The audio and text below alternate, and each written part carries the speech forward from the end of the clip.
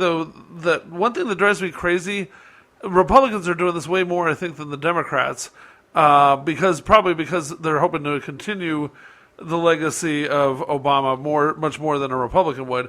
But one thing that drives me crazy, since we're talking about the powers of the president, is how all these guys, and I just saw Rubio do it especially, for some reason I woke up for a little while around 5 a.m. and flipping around, and Fox Business was replaying the most recent Republican debate. And I had never actually watched a good chunk of it, just in sound bites. There were no good chunks to watch. There was a lot of chunks, I'll tell you that. A lot of chunks, but Rubio especially was like, on day one, my first day in office, I'm going to rescind every executive order of Obama. I'm going to blah, blah, blah. We're taking apart. And I'm just wondering, can a president really do that? Because it always strikes me as funny. People have always done this for both parties. Right now, it's the Republicans doing it way more. But it just annoys me. Like, really? You think we're that dumb that you're really going to get 500 things done your first day in office? I mean, the ones who are going to vote for them, Carl, yes, they believe it right now. They can the president really? No, he can't. No, but I mean, the predecessor did, because what is everyone just going to stand around and watch him do it? No, anything that Obama's had to do, if any of these guys who are running for president understand anything, everything other than just trying to go to the bathroom, they have fought him on every damn thing he's done. Yeah. So what makes you think you're just going to slide in and they're just going to open the doors to you and you're just going to do all? But executive orders, I'm just wondering, does that work differently? No. Can a president come in and throw out all the prior? No. And also, remember, when you get ready to do that, okay, you're going to get challenged. And no, I don't think he can do it. I don't think they're going to sit back. They're going to challenge him on it. He's going to have to battle. Yeah. Just like Obama had to battle. They want to get him right now. I mean, what was the last thing that he tried to do executive order for? Obama with the guns, gun safety, gun safety, reasonable gun safety legislation. And did it go through? Was he able to put executive order in? I think executive orders just happen. Yeah, that's the point of them. I just was wondering if a opposing president could come in and throw out everything a prior guy did, or is he that probably can, but it's going to take him a while. Yeah, does anybody remember executive orders past like the month? Like, what were the executive orders of George H.W. Bush?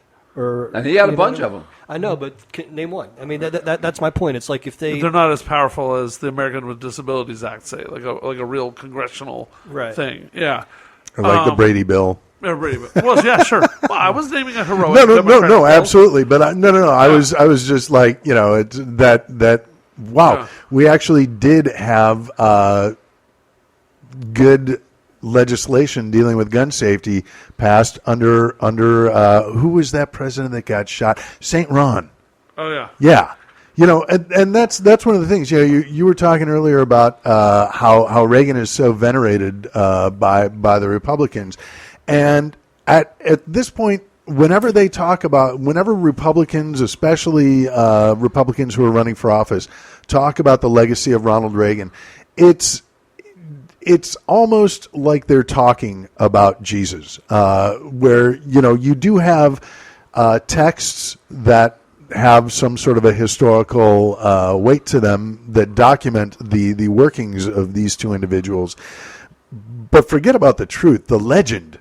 The legend is so much easier to sell. Well, Obama sat there you could have Republicans telling people that Reagan pissed quarters and everybody benefited. The world was richer because Ronald Reagan took a leak, and people would eat that up. People would believe that. Well, down economics. Well, wait a minute, but I would say that in Obama's last speech he said it was Ronald Reagan. That's the thing that kills me that he does.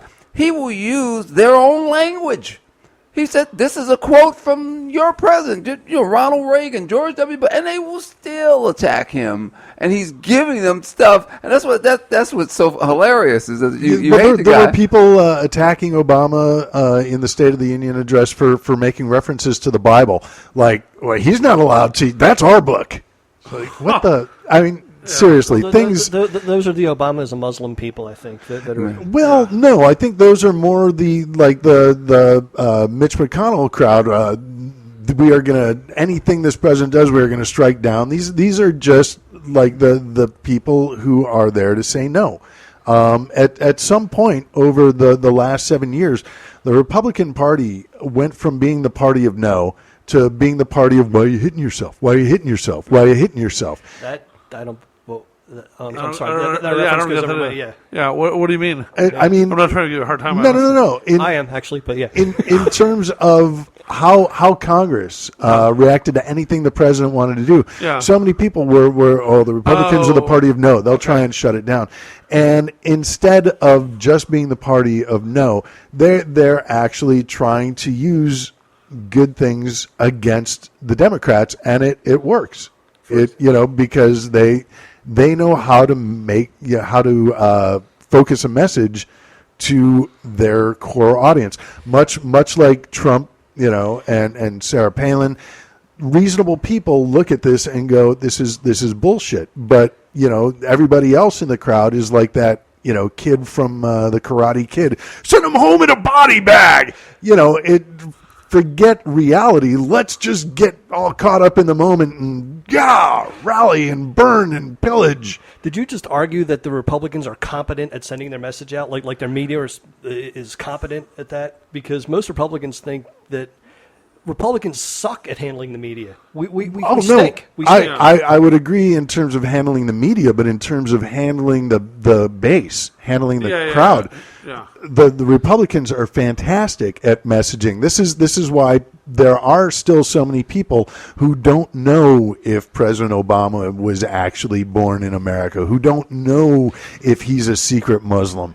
It's that sure the media, for the most part, hasn't been in the tank for the Republicans, although they've gone a lot further that way since they've been scared out of being the lamestream liberal media or whatever the fuck these idiots on the right are trying to call them these Lamestream. days. Well, I was just thinking that I'm a huge Bill Maher fan. I haven't seen last night's episode yet, but he's trying to get this petition going that I signed for his 60th birthday to have Obama come out. And be on the show. And be on the show. And I was shocked that Obama's never done it. But then I just thought of something. As we're talking about the ridiculous assertions, is he a Muslim or is he whatever? Maher has many times on his show, I've seen it at least a few times, where he has said, he's not a Muslim, and then he mouths, he's an atheist. And because Maher's an atheist. And so the thing is, I wonder, maybe this is absurd, I don't know, feel free to trash it. I'm wondering, actually just hit me, is Obama's people afraid to put him on that show because it's live? And they know that Maher is prone to say that kind of thing, and is Maher, would Maher agree to a condition of don't mention that, don't accuse him of that, don't ask him that, or are they afraid that he's going to make it awkward for the president, like by going, "Come on, sir, it's so obvious, you're just an atheist, admit it." What does he do there on live TV? I think Obama's handlers don't want him to do anything that's not carefully choreographed ahead of time. Well, I think that could be said of any president. But especially. Yeah.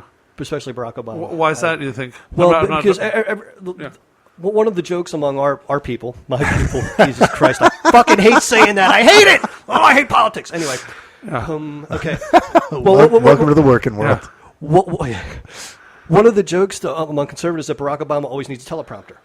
He always needs to know what he's going to say. Doesn't every president, other than Trump, is maybe that's what's making people, as David said, regardless whether you love him or hate him. He's remarkable at thinking on his feet, and I think more so than any politician ever. Don't put words in my mouth. I didn't say he's remarkable at thinking on his feet. I said he's remarkable at working a crowd. Okay, I'm sorry. Okay. Yeah. Well, I'm saying that I think that he seems to rely less on prompters or anything, and there was a Rolling Stones story on him where they spent a week with him, and they said the dude would scribble some thoughts by himself in a corner for 10 minutes and then go out and master a rally of 90 minutes. With no teleprompter. Well, I don't remember seeing teleprompters in front of Bill Clinton or George W. Bush or even before that, but I do notice them very prominently whenever Barack Obama speaks. Well, I think that may also be a factor of what you're looking for. Looking for it now, I'm going to look forward for the next president, it's too. like you lose your keys, you're going to look all over your apartment only to find them sitting in the middle of the table. There are things that, if you're not looking for them, you don't see them, but once it's pointed out, you can't miss it. And wow, wait, he's using a teleprompter? He's actually planned out his words and wishes to express himself deliberately? That's crazy. We don't want that kind of forethought in a president. What do we expect from the leader of the free world? That's the Republicans have been trying to play both sides of the fence. He's a secret Muslim who was a member of a crazy Christian church. No. I'm saying that Pick your argument. Is he a member of a radical South Side Chicago Christian church, or is he a secret Muslim? Because the two don't necessarily coincide. Is he smart and able to craft sentences, or is intellectualism a bad thing? I mean, he does seem to use a teleprompter a lot. However, Bono uses a fucking teleprompter. The last time I saw U2, not on this last tour, but the tour before this. Oh yeah, AC/DC. For God's sakes. Well, I was Really? too far away. Yeah, the Live at River Platte concert. I saw Brian Johnson staring at the teleprompter because it's a song they hadn't done in 30 years, so he's looking at the teleprompter in between. It's so complex. I mean, all you have to do for AC/DC is just be like, Thunder Thighs! Sexy eyes! No. It's a little deeper than that. It's a little deeper. AC/DC fans know the words, and we're singing them. So if Brian Johnson fucks up, like, hey, Brian! Oh. But it's using a teleprompter. Why is that a bad thing? To actually, if you're gonna speak for more than 10 minutes. I was going to say that I think that he does use them a lot. However, it's clear that he knows how to wing it also because, he does a lot of wisecracks or retorts or things like that very cleverly on the fly. And he also, famously... Why would he criticize the brother for using it? And he also busted out that Al Green thing so famously one time where it's like... and that's my girl's ringtone. Barack Obama's version? Nice. Yeah, it's a ringtone. Very nice. Well, think he'll ever cut an album or do a concert special after he's done? Probably not. But, this has been one of my biggest problems with the Republican Party over the last, 7 to 10 years, is that being smart should not be seen as a liability. Ignorance is not a virtue. Yet but you get all these people, who love Palin, who love Trump, who just want someone who can tell it like it is. No, sure, it would be nice to have a president who you could sit down and have a beer with, but there are a lot of people that I have sat down over the years and had beers with who I really don't want to give them much more responsibility than maybe picking up the tab. It's Obama tried that. That is fine as one of the qualifications you want to look for in a president, but that should not be the sole qualification. That should not be the best qualification. Ignorance is not a virtue. People, stop being stupid. And on that note, I say that we should move on to make sure we hit at least one other big topic this week. The Oscars. Granted, this happened the week before, but a controversy built over the week that they basically they nominated all white actors for 20 slots and all white directors, and all white writers. Not all white directors. Inarritu. No black faces. Yes. Alejandro was the only black. But